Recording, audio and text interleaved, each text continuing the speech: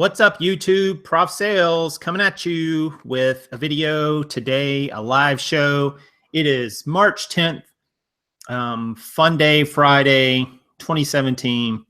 Hopefully you guys can hear me okay. Let me know in the chat if the audio is good.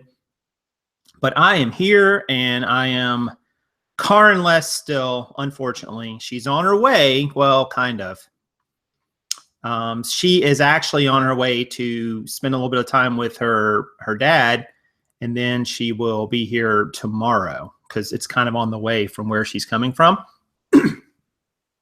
So anyway, I'm still Karenless. Gave you a little different backdrop today just to give something interesting in the background. I don't know. I have my Batman shirt on. I'm ready to go fight some crime or, you know, avenge my parents' death or something, whatever Batman does. I'm not even sure anymore. I don't keep up. But anyway, I don't know where I was going with that. But today is Friday, guys. We're in the middle of March, pretty much. We're March 10th, so we're a third of the way through the month. And there's plenty going on, as always. So first thing I'll tell you about, I try to put a quick outline of the show, the one I basically use in the show description. So check that out if you want to see that. If you're watching this later and you want to see kind of the order of things, I'm sorry I'm not going to put the timestamps. It's just too much work to go back and figure all that out. So I'm not going to do that, but I will put the outline in there when I can. So anyway, yeah, Karen is on her way back. She is probably listening to this as we speak. I told her not to, she's like, but I won't be able to moderate the chat while I'm driving. I'm like, yeah, and you shouldn't be typing while you're driving either, or texting. But she's on her way back. Her job is finished, and she will be back here tomorrow. So we will, you know, reconnect about what we're going to be doing next week and so on. And just the rest of this month, which I'm going to talk to you guys about that a little bit. But I don't know, how are you guys doing in March? This has been kind of a strange month. It started off a little slow, but it's actually picked up in the last few days for me. I don't know how you guys are doing, how your business is, but I don't know. March is, it's weird. Like the weather, it was hot 4 or 5 days ago. Now it's going to be cold again. There's a chance of snow this weekend. So go figure that.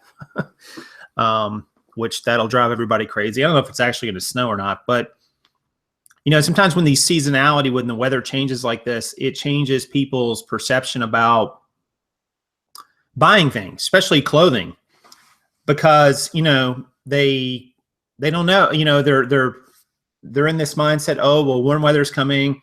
Oh, but here comes the cold weather again. You know, I don't know how that affects people. And if it changes their buying habits or not, but I would think it does. Lots of the country's still cold. Some parts are warming up. So this is kind of that transitional period, especially if you're a clothing reseller, where you're going from winter to spring, but you're not really totally in winter and you're not totally in spring. And that's kind of a tricky period to figure out sales. I know it is for me. I'm sure it is for some of you guys. I don't know. It's been wacky, but and people always, you know, talk about whether they're happy or they're upset with their sales. It's like, I don't know that you can really be upset or happy. They are what they are, and then you make adjustments. I mean, they're already in the past. There's no reason to get upset or happy about them. To me, it's like sales aren't really an emotional thing. That might be blasphemy in the reseller world. But sales aren't emotional to me. They are what they are, and you make adjustments. You know, you learn, but maybe you guys got a different opinion about it. But anyway, somebody already asked if I sell shorts. Yeah, we have a few of them, and we've definitely picked up some. We like to find certain brands and so on, and certain brands of shorts will sell well, and especially for the summer, which is coming up. But I've not been a huge short seller in the past. Well, it sounds like I'm investing short seller, but we haven't done too much of it. But we may do a little bit more this year, so we'll see how that goes. Shorts are great because you can send them first class, right? A lot of them because they're under £1, which is awesome. By the way, here's a tip for you guys too. One that I've been, I knew this, but then I kind of forgot it for a while. If you get really small jeans, like size 0, size 2s, lightweight denim, sometimes those will go first class. Sometimes they'll be under £1 and you can ship them first class, which makes you a little more competitive on price when you're competing with other sellers in the marketplace. So, you know, use that scale. Use that scale to figure out if it's going to be under £1 with everything in it, and ship it first class. You know, that way you don't have to, you know, charge your buyer quite as much, and you may get a few more sales that way. So there's a little tip for you. It's not a lot. It's like maybe 1 in 20 that I find like that, but it adds up, you know. And some pants you can do that with too. They'll be under £1. You can just ship them first class. But most jeans are going to be over £1, unfortunately, but it is what it is. Hank says, getting emotional isn't going to make more sales come in. That's true. Yeah, I don't know why. I guess people get emotional because they think it's somehow personally directed at them. Like they somehow personally made the market better, or somebody is the market's attacking them and giving them crappy sales. I don't know, but it's not a personal thing for me. Sales results, they're just results. So anyway, lots of people in the chat today. I'll shout a few out. Harley, Good Used Goods, Hank, Janetta, Fun Stuff is here. What's up, Fun Stuff? Terry, Abraham, CJ, Janetta, Ochero Wicked. I'm not sure I'm saying that right, but Brandon, Michelle, yeah, Henry's here, Karen's here. Hey, Threaded Pieces. Lots of people here in the chat today, so thank you guys for coming out. Let's see here. Mike's here, Noggin. Yeah, lots of people. 61 viewers, so thanks for that, guys. Hit the like button if you like the content. And let's move forward. All right, so in the effort to get into the topic a little quicker, since some people like that, I'm going to try to get into the topic a little quicker. There's one of the topics, at least. And I don't have a lot of topics today, guys. So today's show will be more about you guys, but I do have one thing. The show topic I want to talk about for a few moments, and then you guys can chime in your feelings on it, maybe your experiences and so on. And that is 5 eBay mistakes and how to avoid them. And I don't really know if these are really any order necessarily. And I've talked about these before, but it's one of those things where I don't know, there's certain topics and issues I don't think you can really talk about too much because you just got to keep remembering them, even if you're an experienced seller.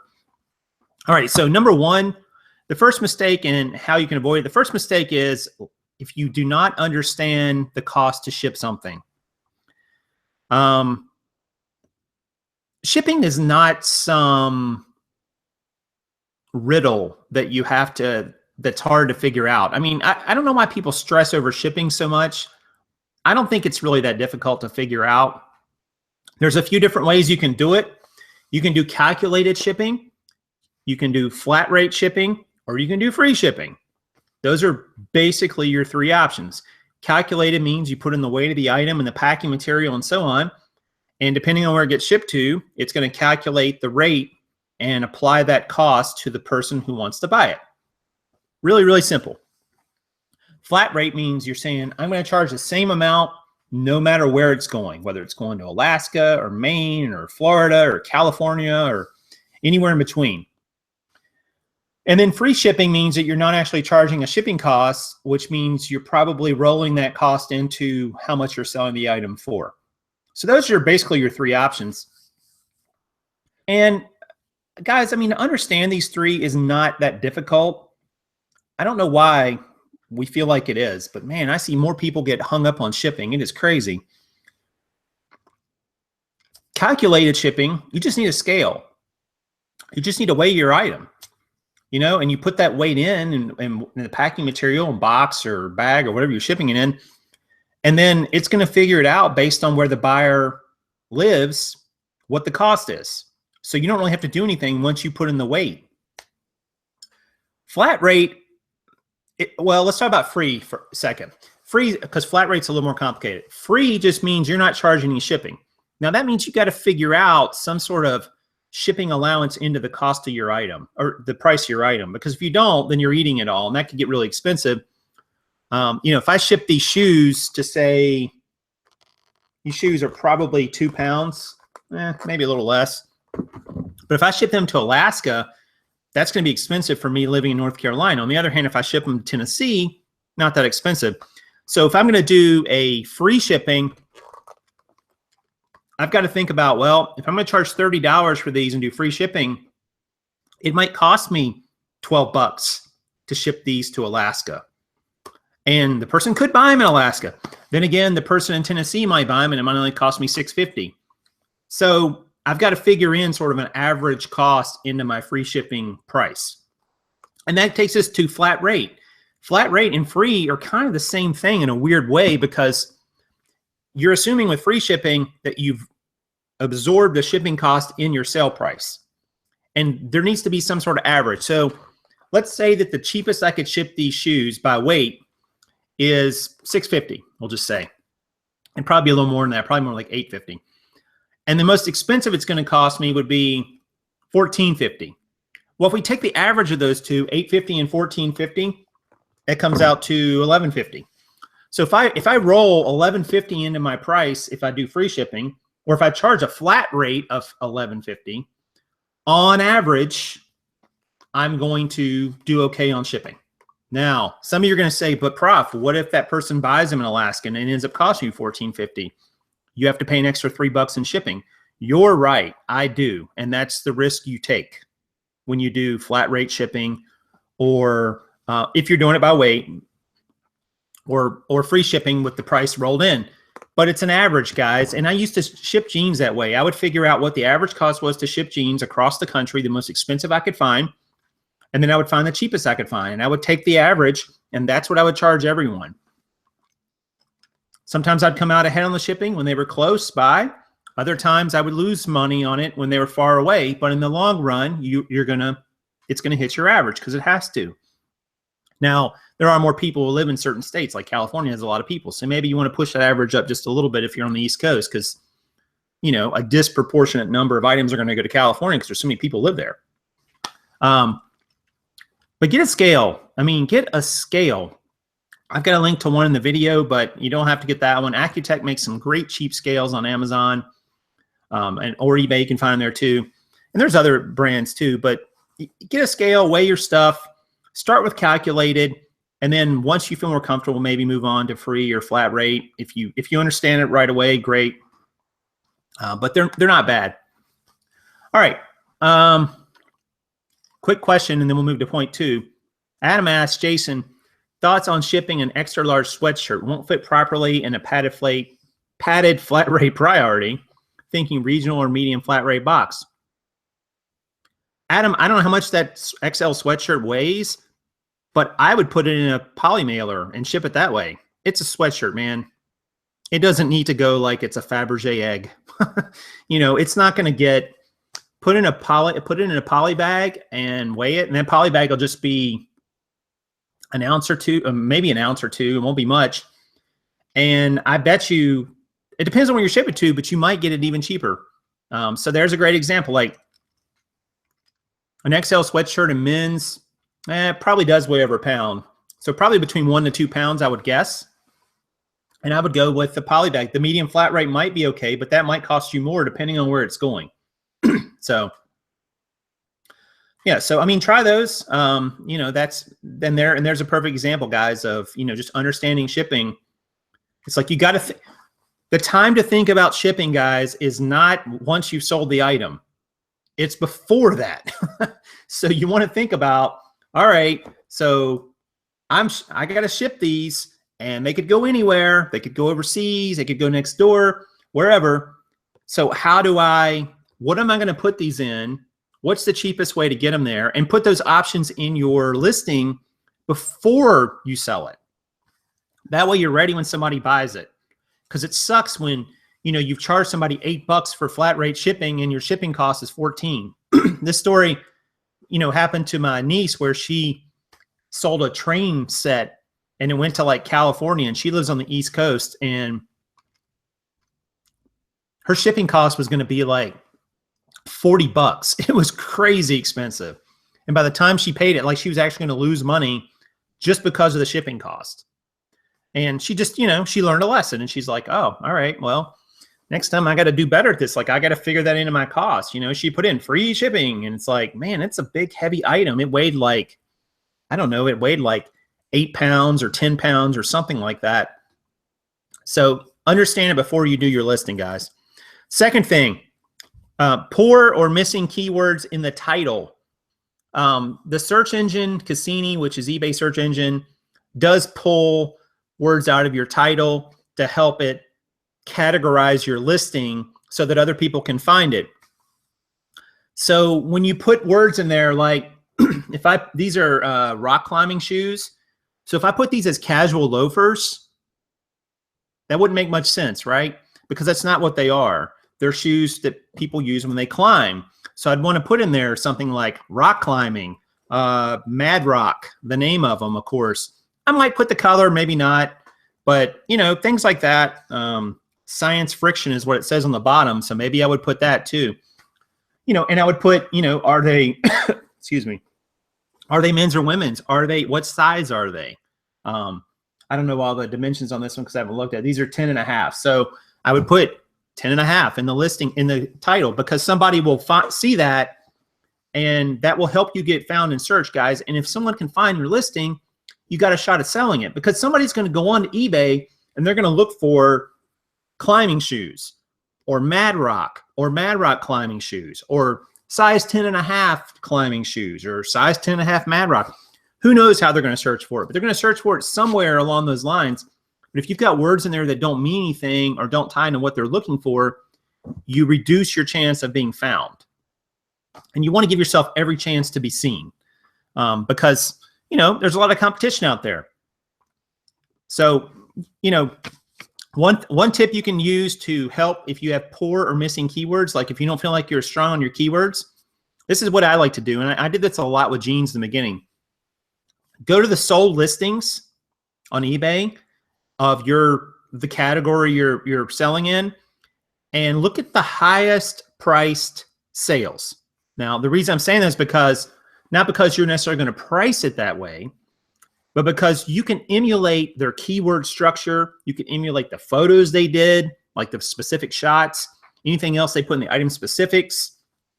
And you might not sell yours for as much as theirs, just depending on what it is, but you can emulate what the best sellers did. And look at the listing, guys. And if it looks good to you, like if it's appealing and it makes sense, copy it. You know, you use what's already there. You don't have to reinvent the wheel here. There's other people out there who've, you know, gotten pretty good at this.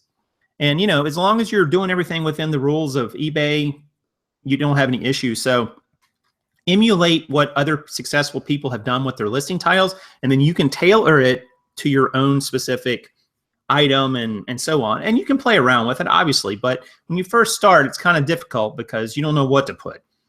So you can use that. You can sort of emulate what's good there. Let's see. I'll do a question or two as we go here. Jeanette says a lot of people don't fill in item specifics, but you should. Yeah, you're right, Janetta. I mean, you should. Item specifics help you too, no doubt. And they help the buyer. They help you prevent questions, you know. Krillin says a lot of eBayers should have at least 2 scales, 50-pound and the smaller one for first class. Yeah. And mine actually goes to 110, but yeah, it definitely 50, I would say, and then a smaller one for first class. But mine will do both, actually, so it doesn't really matter. My Accutec goes to 110 pounds, and it has a 1/10 of an ounce setting, so I can do either thing on it. Let's see. Another quick question here. So I shipped a shirt through GSP, and the buyer received it with a hole. through the flat rate envelope in the shirt. They open a case with PayPal for a refund. Any suggestion? I don't know. I don't know how much money you got in it there, Alan, but you're probably just going to refund it and move on. You know, and if there's a hole in the shirt, why do you even want it back at this point? You know, refund it, move on. Probably unless it's just some ridiculous price that, you know, we're talking about here. But anyway, all right. The third eBay mistake that a lot of people make and how to fix it: poor quality photos. Man, photos are like the bane of my existence. I will be honest with you. I'm always in search of the perfect photo structure for the item that I'm shooting and the setup. I mean, it never ends, like this quest to get really good photos in a very quick time frame. You know, those two things are important because, guys, you can spend a long time on your photos and probably get them really looking good. But if you're only able to list one thing an hour, that might not be an efficient use of your time. I'm not saying, guys, photos are a way that you can set yourself apart from other sellers. And I think with most items, there's ways to do photos that don't, what's the word here?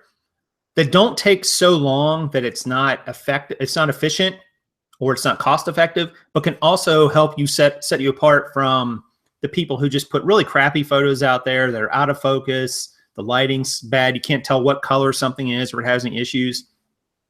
So having good lighting and learning the basics of lighting, guys, there's plenty of guides out there on just taking product photography. I mean, you don't have to go take a course or anything like that, or even get a book. I mean, there's plenty of YouTube videos, lots of resellers have made videos on it, and then you got to kind of play around with it, guys, because your particular setup, like right now, you probably see I've got a lot of light here on this side of the screen. That's because this is our sunroom and it's daytime. A lot of light coming through there. So if I was shooting photos right here, I'd have to compensate for all this light I have over here on this side, and it's darker over here. You're going to have the same sort of setup in your house, your office, your warehouse, wherever you're taking photos. You've got to learn like your setup, how to get the light right, and then learning your camera and how to get your camera set so that you can take the best photos you can as quickly and effectively as possible. I mean, that's what Cara and I strive to do. Like I started kind of fooling around with the process this week because Cara was gone, so all the photos were on me. And I got it down to taking as many as 6 photos of a pair of jeans in 3 minutes a pair. Actually, a little less than that. And I plan to do a video on it. We're going to do one anyway and kind of update the old photo video. But I mean, 3 minutes an item to get photos done, and there was no editing. I only have to edit. I only had to crop in one picture, and I just did it on the fly. And then the photos for that item were done. 3 minutes an item, you know, 20 items an hour. That's pretty good. Like I'll take that. I mean, if I can get an employee up to 15 items an hour, I'd be happy. 15 items an hour, I'd be happy. Like that math works to me. So if you can find out a process to where you can take good photos, get your lighting right, but not spend all day doing it. And so what's going to happen there is when you put that listing up, yours is in comparison to someone else's, it's going to look better, guys. It's going to look better. And let's remember, a lot of the things you're selling on eBay, you're creating a specific listing. So your photos is one way you can set yourself apart, either in a good way or a not so good way. So I highly recommend you figure out photography in this, and you figure out how to take the, good photos of your items. You may need a light setup. You may need a background. All those things can be reasonably had cost-wise and time-wise and space-wise if you're smart about it. Not like you have to go out and spend hundreds or thousands of dollars. But photos are really important, I think, guys, especially for clothing. So, think about improving your photos if you want to improve your overall results. Let's see some other questions here.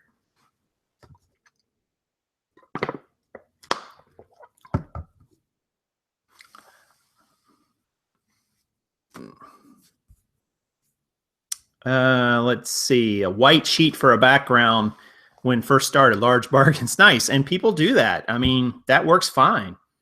You definitely can make that work.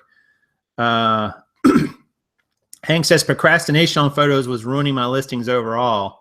I hated crummy pics, so I would just draft for 3 days straight and have stacks to take pics of. Not effective. Yeah, you got to find a sweet spot there in terms of, you know, you pull items out, you take some photos, you do your listings, or you do your listings and take your photos. But, you know, it kind of, if you don't have a great system, like if you all of a sudden are sitting there with 100 listings and then you got to go do all those photos, I mean, that can be a little overwhelming, and you run the risk of getting things out of order and forgetting your place. And you got to find sort of a middle ground there somewhere, I think. But anyway, excuse me 1 second here. Let's see.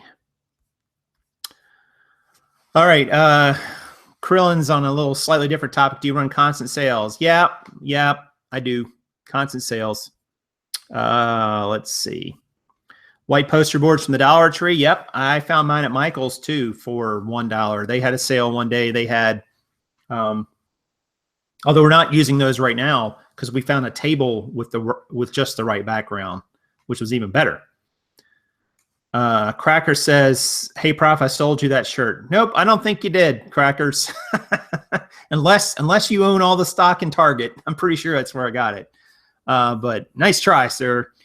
Or ma'am, whoever. All right, so 93 people watching, guys. Thanks for that. Please hit the like button if you're enjoying the content. I do appreciate it. Lets me know I'm doing a good job. Smash the like button, as Karin says. Or Mae West, whoever. So anyway, all right, let's move on. All right, the fourth topic here, or mistake that you can avoid, is not understanding eBay sales formats. Now, what do I mean by that? There's basically three main, or, well, I guess you could even argue two. There's auctions and buy it nows in terms of sales formats. What am I missing?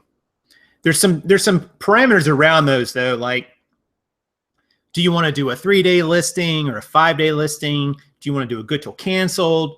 When do you start your listing and so on? I mean, I do think from what I've seen, and this is just my own personal opinion, so take it for what it's worth.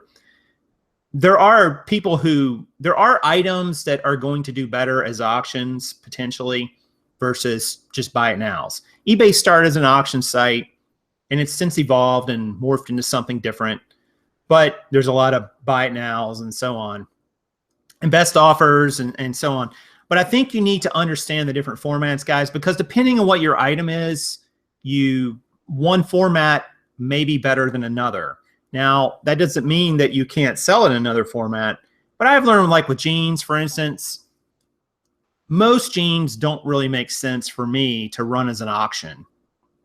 They're just not going to get bid up. And that's what you're hoping with an auction, is the item gets bid up higher than it would have gone for if you sold it by now. Otherwise, why would you? And you're also hoping maybe that it moves quicker, because some people, you know, auctions generate a sense of urgency that, all right, the auction is ending in this many days at this time stamp. So that's what you're hoping for with an auction. But it doesn't always work out that way with every type of item. Not every type of item is best for an auction. Not every type of item is best for a buy it now. So I think you need to take that into account. But you got to learn those things. You got to become informed on the different sales formats eBay has. It's not hard. And at some point, you're just going to have to pick. You know, if you're not sure which way to go, you're going to be like, I don't know, and just press a button and just hope it's good. And you're never going to know either. That's the funny thing. Like, once I put these shoes up for sale, if I put these on sale for a 30-day listing, would they've been better at 10? How am I going to know? I'm not going to know. I don't have them at 10. I got them at 30. So there's no way to really know some of this stuff. But you can go in and learn the formats and learn what makes sense for you and your business and the type of item that you're selling. So, you know, check out the different sales formats, guys. I'm not going to go into all of the various permutations you have between how many days and free shipping and, you know, buy best offers and so on. I mean, there's lots of different ways to do it. But ultimately, you really need to think about, do you want to auction items off or do you want to sell them as buy it nows for the most part? Those two decisions you do have to kind of make.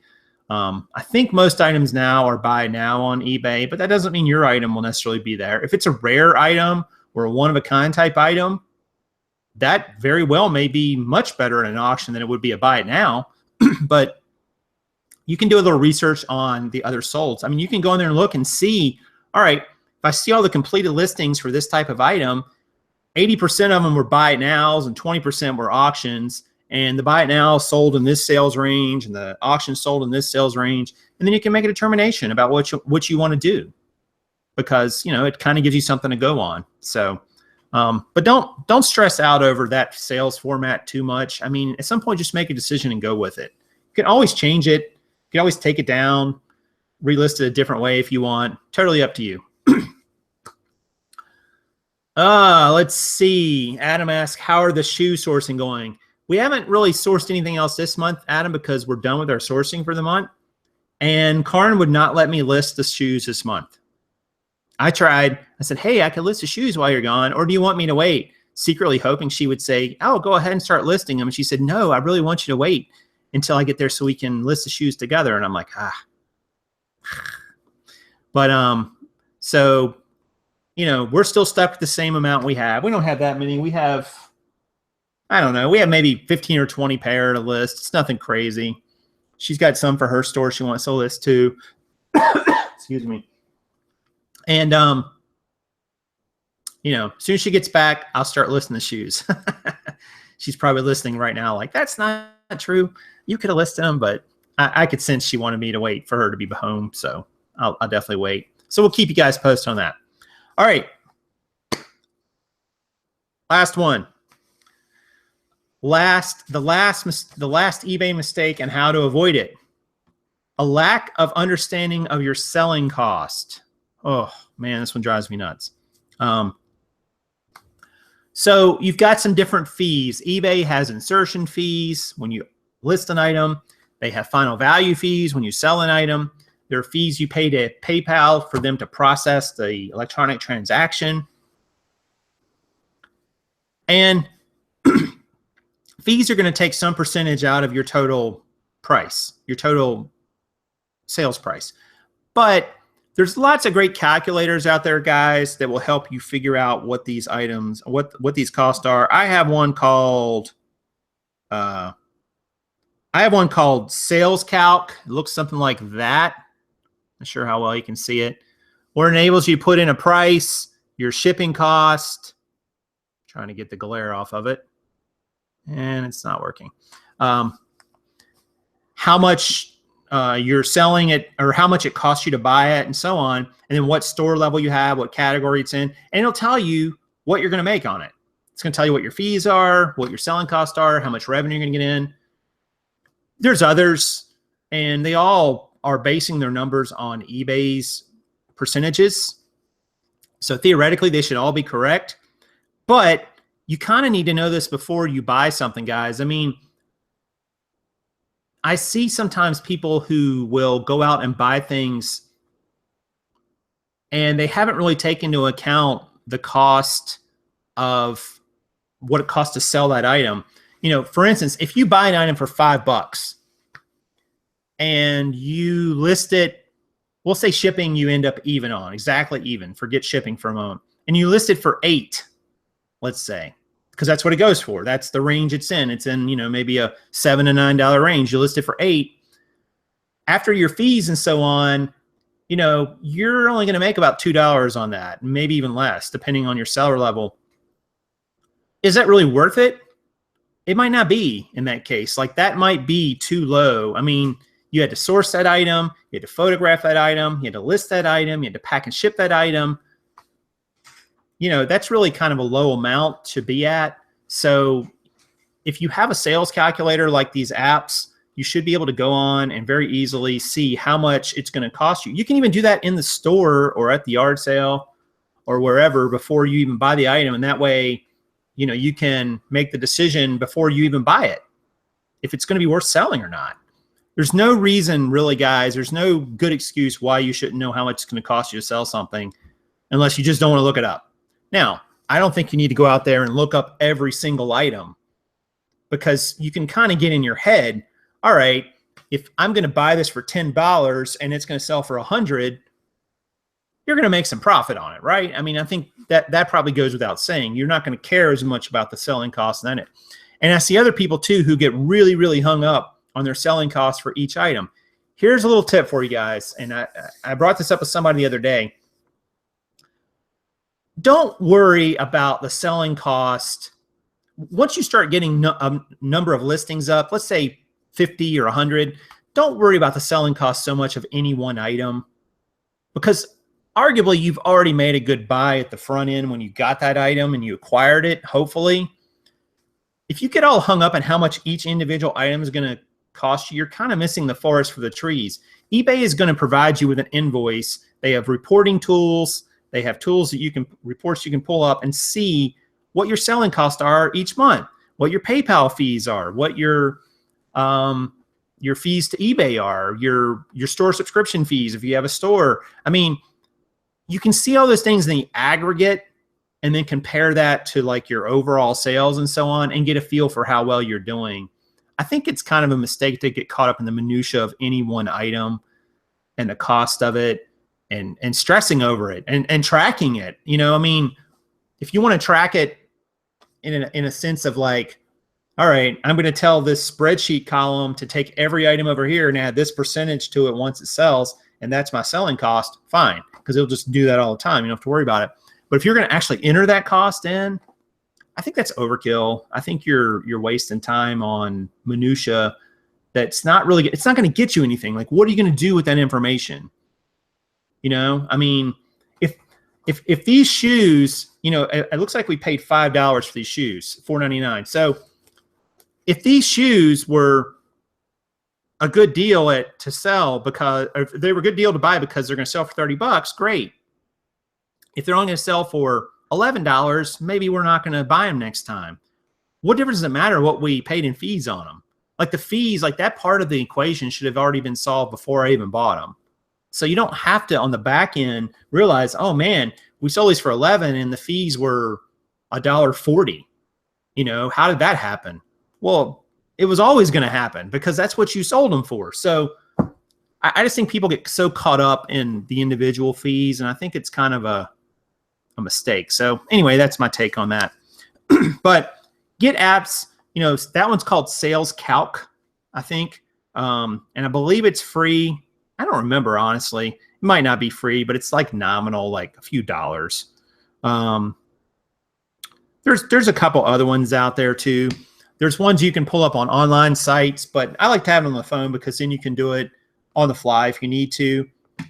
And I will sometimes use it on certain items to see if the margin's there, especially if it's a higher dollar item and I'm going to have to pay more for it. Then it gets a little trickier. You know, if you're going to have to pay, say,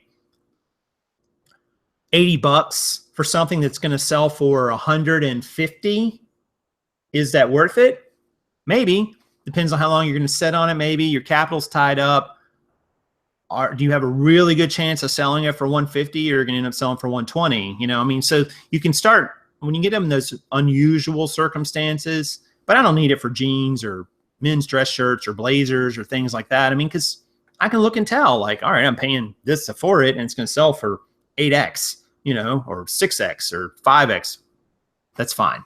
So, all right, so there's 5 things, guys. Lack of understanding shipping cost, poor missing keywords in the title, poor quality photos, not understanding eBay sales formats, and not understanding your selling cost. So 5 things. New, beginner, or even you've been doing it a while.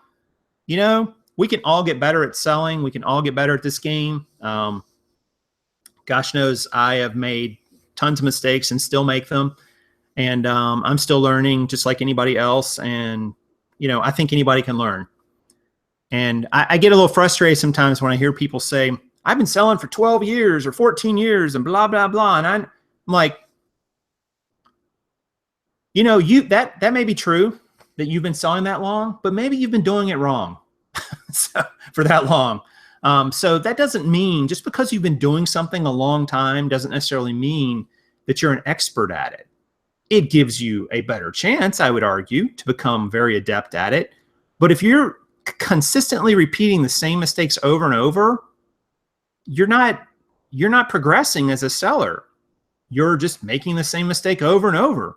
And there are people who do that. I see people on sales forums or in Facebook groups, and someone will say something, a new way or some sort of way to do something or a process. And you'll see some seller who's been a seller forever who goes, I never thought of that.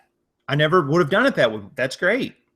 We can all learn. We can all learn. Doesn't matter how long you've been doing this. There are no experts. There's just people who keep learning.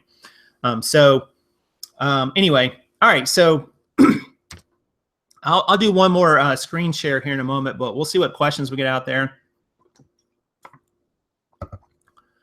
Let's see what questions and comments we had.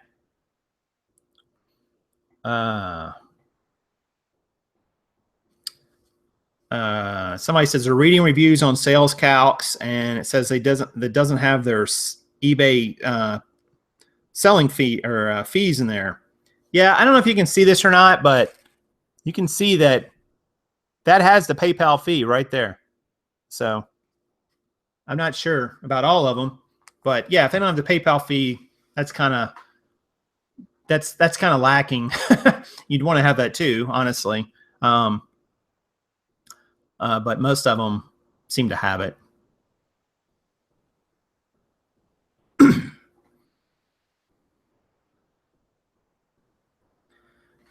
What's the best shipping for jeans? Well, I like using padded flat rate envelopes, Brandon, because they're the same cost no matter where they're going. You can also use flat rate envelopes, which are slightly cheaper than padded flat rates, but I like padded flat rates for a little better for a few reasons. But either one's pretty cheap. You're gonna look at a cost. I think mine is $6.30, and then a flat rate I think is maybe $6 now. I'm not sure, the cardboard one. But either one of those is great and will fit the majority of jeans. Only the really big ones that have a lot of thick fabric will not fit in there. So you can use either one of those.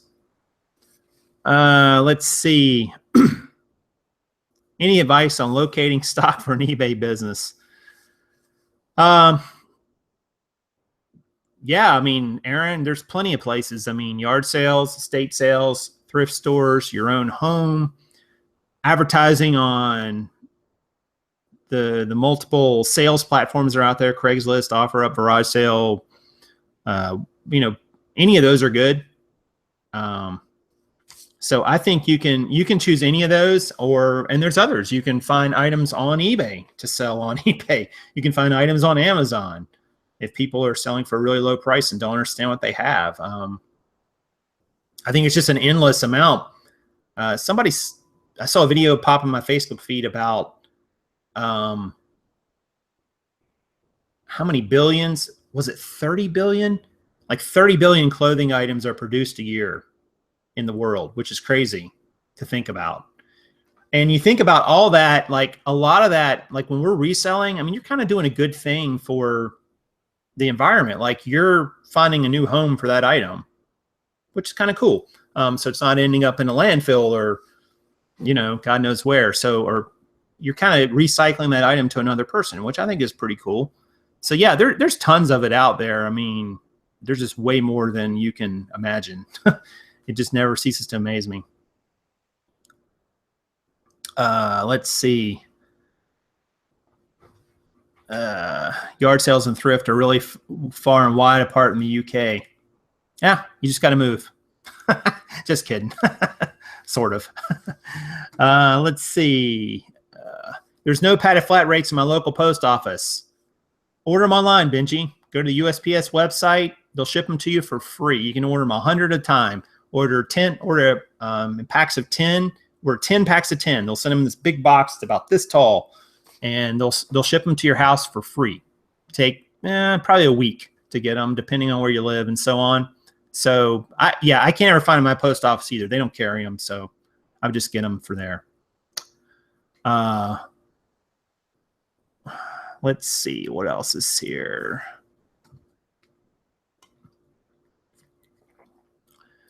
Do all store levels have the ability to change search engine keywords? Going to open a basic store today. Well, I think maybe we're not talking about the same term here, Teresa. Teresa, if that's, I think I'm saying your name right. What you put in your title becomes like your keywords for your item. And you can also argue what you put in your description, condition could be there too. But what you put in your title is basically your keywords. So everybody has that ability no matter whether you have a store or not, because you're going to write a title for your listing. So that's where you put your keywords. That's where it matters quite a bit for sure. And there's other places you can put in your listing too, but that one you really need to get right if you don't get anything else right. So let's see. Just open an eBay store. Where do you advertise your store? You can advertise it in collections, Monkey Boy, with other sellers, because you can put your items in their collections. You can put their items in your collection and vice versa. Some groups might allow you to do that on Facebook and so on, but they'll have like a special thread for it sometimes. Hey, you can advertise your store here. Not every group I think necessarily does that, but you know, check with your group's admins before you do anything like that. And anyway, all right. So one other thing I wanted to share with you guys real quick was just listing goals. Some stuff we were working on the other day. I want to share kind of Gene's results too. I know we haven't really done as many result videos lately. So, and I realized that. So I thought I would just show you guys some Gene results this year. Let's see. I'll show you this really quick. This is just for January, February, and March. And these are just Gene's listings and numbers. And you can see, like, I actually started the month pretty much even in February. This is February, this is March. I don't know how my numbers are going to end up for this month. Probably up a little bit in Gene's. This number is 0.19, but that's actually going to triple before, you know, because we're only a third of the way into the month. So that should about triple or so on.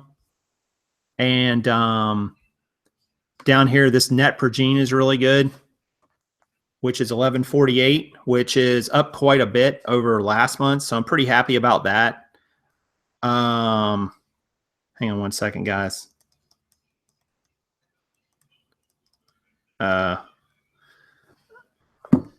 And down here too, we're actually paying less for each Gene as well. $391 is our average for this month so far, and it was $438, and it was $505. So it's been dropping all year, which is great. Like, that's just money right in your pocket when you pay less for your inventory, right? That represents more Genes at the bins.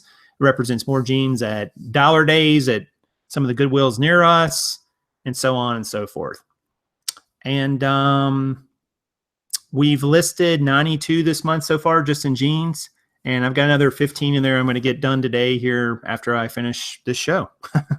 So that'll be up over 100, which is cool. And, you know, I want to show you the goal for the year, guys. I kind of figured out, I think I mentioned this the other day. I said, hey, don't do math right before you go to bed because you're tired and you're not really thinking straight. And I thought, oh, we just need to list this many each month. And it turned out to be a lot more. So this is the listing goal row. So I put in what it needs to be for the whole year. There you go. Just in Genes. That's our goal of how many to list. Now, that doesn't mean we'll have that many listed, because obviously we'll be selling as we go. But there's the goal for the year, to list 4950. And we've listed 44, or we've listed enough 501 that we're already down to 4449. But that's a pretty big goal. So by the end of the year, that's our goal, is to have had listed 4,950 Genes this year. That's a pretty big number, guys. So we're definitely going to have to do some serious sourcing over the next 10 months. But anyway, I thought I'd share that with you. So there's a sales projection for you. And that's part of the number we need to hit. And I'm back. And I don't have my chat feed. Where did it go? Oh, there it is. Okay, cool. Yeah, so hopefully that made sense. I didn't want to spend too long on it. All right, so we got about 10 minutes left, guys. So any Q&A, we can, obviously, people have been asked some questions, which is cool. Hank says you've been too busy making that money to make results videos. Yeah, this week has been a little challenging because without having Car in here to take photos, it all fell on me. So I realized I wanted to really go after it a little differently. And question, at the start of the month listed, does that include relist?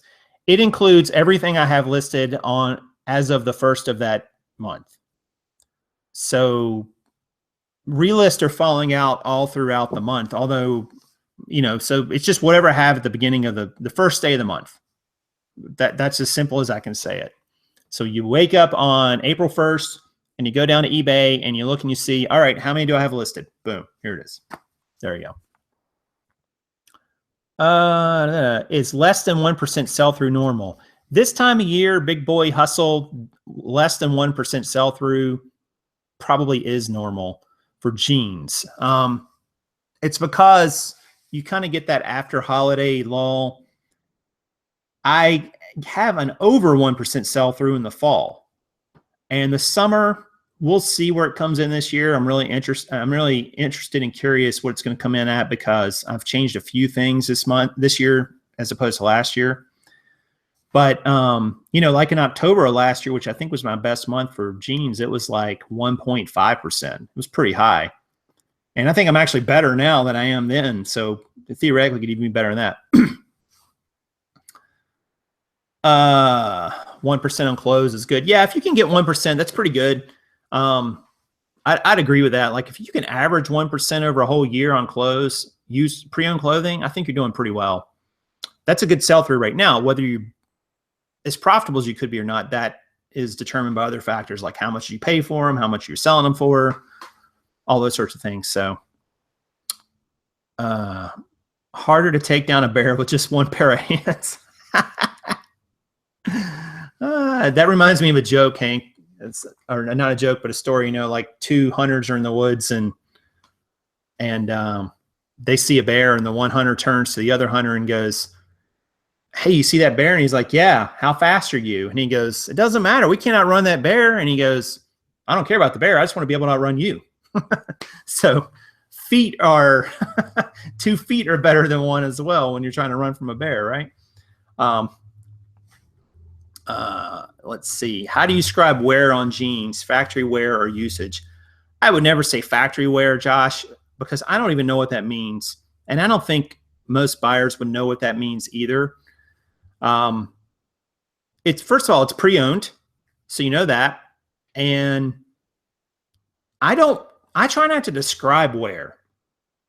I try to take a photograph of what I think is extra out of the ordinary wear. And then I'll say, hey, there's some wear here. Check the photo. You decide if it's a lot, a little, because once you put a qualifier on it, you're tied to that. And now the buyer has in their mind what that means, which might not be what you mean. But if you just say, hey, there's wear here, check it out, then they can make a decision on whether or not, you know, it will be a deal breaker or not. So that's what I do. It's better to list individually or have a store. There's different thoughts on that, Josephina. I mean, eBay gives you a lot of free listings every month, quite often throughout the year. So you can offset that fee reduction that you get with a store, that insertion fee reduction. A lot of times, just the listings they give you.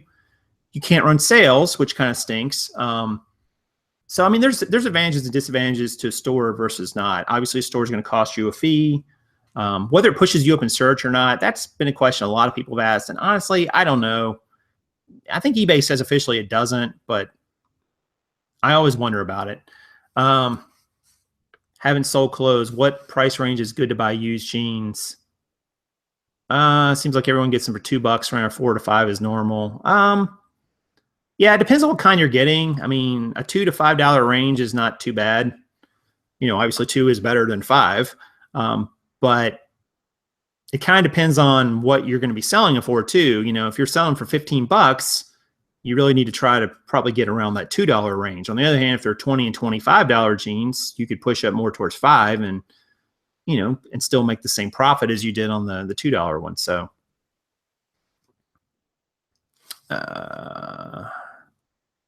Jeans average about 1.5 pounds. Yeah, I found that too, Adam. I actually weighed, I've weighed stacks of 10 before, and I found that the average weight came in like at 1.35. Just a mixture of men's and women's. Like, I didn't even care which ones they were. I just picked up 10. And I buy a lot more women's than men's, so it's going to skew towards the lighter, I guess. Let's see. Have you ever had issues with buyers? No. What is this issues with buyers you speak about, Liam? Of course. I mean, of course you're going to have issues with buyers occasionally. It's a very small percentage, but you're going to find sometimes that you probably devote an extraordinary amount of your attention to that small percentage sometimes, and that's a mistake. I think you need to just realize that you're going to have people who are going to be difficult. You're going to have people who are going to try to get the best of you and get something for nothing, or something. They're going to try to pull one over on you. And sometimes you're going to have to let them. And that's the way it goes. And, but you need to, I think you operate like Apple does from a position of, most people are not trying to scam you. Most people, they get something or something's happened and they legitimately are trying to get you to fix it for them. So if you start with that position, you'll save yourself a lot of headache. But man, if you just come back at that buyer with an attitude, or you're very, just non-sympathetic to their plight, they're going to come back at you too. And I just don't think you really win anything in that. And it's just degrees of loss. So you just accept it's part of being in business and move forward with it.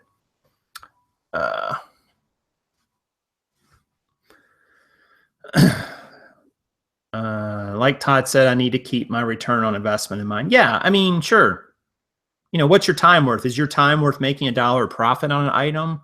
Your time's probably worth more than that. Somebody was talking about that the other day, and I thought to myself, it's like they were saying something like, it doesn't matter what somebody makes on an item. And I thought, well, to a point, right? I mean, there are people who don't care if they make $1 on an item or $5 or $10, and there's other people who want to make nothing less than $50 or $20 or $30. But I wonder if most people, if I told you, hey, you can sell these shoes, you're going to need to go find a bunch, you're going to need to take photos, clean them up, ship them, pack them, list them, but you're only going to make a penny on each one. Are you really going to go do that? Are you going to put that kind of time and energy into it for 1 penny? How about 5 pennies? How about a quarter? There's some point there's like a threshold of pain where you're like, the pain of dealing with it, the time and energy I got to put into it is not worth the return. So when people say, oh, it doesn't matter what I make on something, it kind of does. It kind of does matter at some minimum threshold. Now, where that threshold is for you is going to be different than it is for me, and so on. But it does matter. Of course it matters to some degree. Now, that doesn't mean, in my mind, that somebody who's content with making $3 on an item, they're not wrong for wanting to do that. And somebody makes $30 on an item is not 10 times a better seller. I don't think you evaluate it that way. Everybody's got a different skill set. They got a different approach. They've got a different sourcing budget. They have different sourcing around them. They have a different time commitment to this business, and whether it's part-time or full-time or whatever. So I don't get into those, but I do think there is probably a minimum threshold everyone has. And it's going to be different for everyone, but there's a minimum threshold where somebody is going to say, I'm not going to do it for that little, only because it's not worth it. I mean, ultimately, most of us, I think, are rational enough and sane enough to say, I'm not into reselling to lose money. I mean, maybe there is someone out there who's operating a reselling business part-time or full-time or otherwise saying, yeah, I'm really a big fan of losing money. Well, you can do that. That doesn't seem too rational to me, but there might be somebody doing it. But I think most of us are like, I do want to make some profit on it. Now, how much? That's different. But everybody's got their minimum threshold for an item or items, I think. And there's been plenty of items I've picked up and went, oh, I'll make this on it. probably not worth it. You know, and it's not even just the amount of dollars. Like, would you rather sell a $10 item that you can make $10 profit on, or a $100 item that you can make $20 profit on? You're making more profit on the $100 item, but you got to tie up $100. The $10 item, you could buy 10 of them and make $20 on each one. So theoretically, so there, that comes into play too. That comes in the equation. And there's lots of people out there I know say, well, I don't do that when I'm out and sourcing or buying. I'm like, yeah, you do. You may not do it. You may not write it down. You may not put it on a spreadsheet. You may not come home and do a YouTube video about it, but we all do those calculations in our head or elsewhere when we're out there and we're sourcing and we're looking to buy inventory. We absolutely do that. We absolutely do that because that's what this is. You're looking to buy items for a low enough price that you can make a good enough profit on in a reasonable amount of time, given your skill set and what's available to you. So that's what we all do. Whether we say we do it or not, we all do it to some degree. But anyway.